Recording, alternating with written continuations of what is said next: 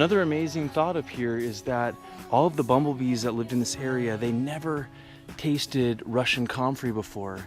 And now it seems like it's all they like. They just bounce from Russian comfrey flower to flower, and they seem to just be always loving the comfrey.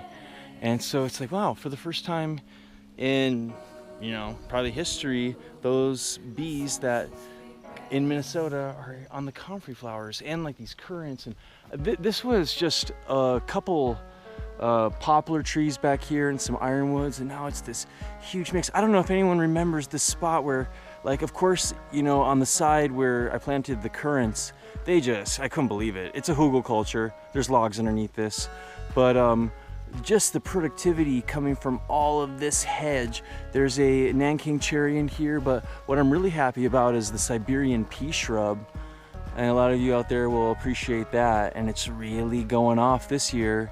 Wow. And then just the choke cherries. Here's another Siberian pea shrub, and then it goes back there to all the elderberries and some other cool stuff. There's more currants and comfrey back there around the backside of the dome, but the June berries are coming in really nice.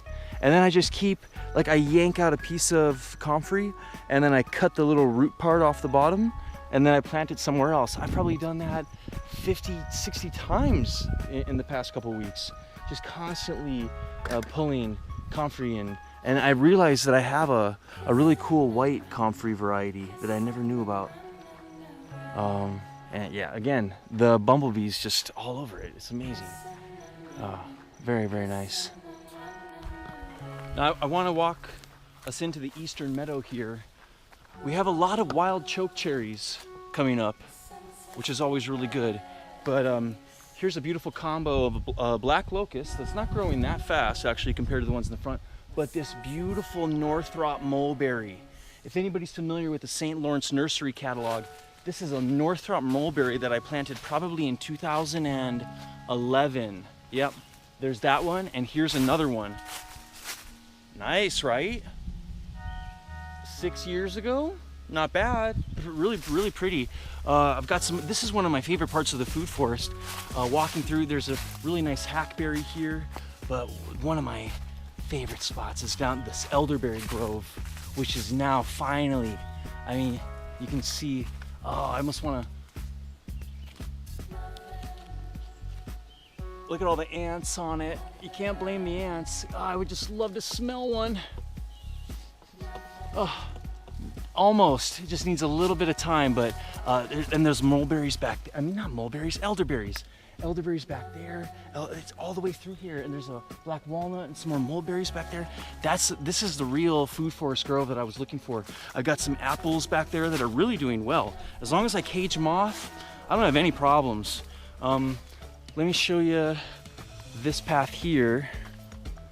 This goes back, some of you may have seen me plant these Nanking cherries a while back, and then this hazelnut here, which, all right, look at that.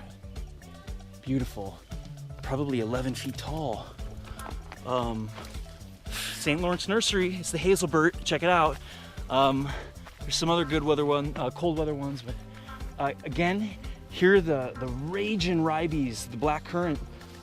This is comfrey, black currant, and they're just starting to ripen. You see, they're coloring now. It's very, very good.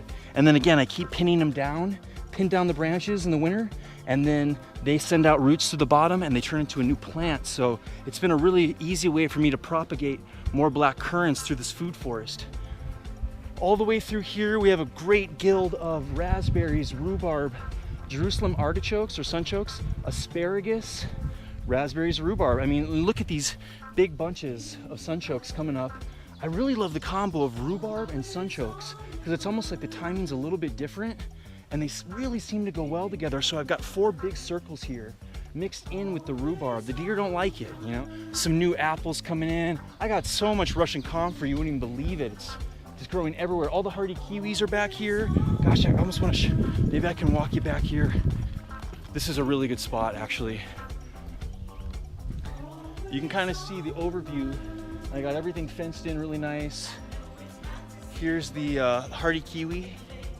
This is Tatiana, actually. the arguta, and then this new trellis that I built. Where, oh, it's just going to be all these hardy kiwis down here, and a bunch of hazelnuts and apples. It's the best year yet. I mean, really, we got a lot of kiwis coming up over there.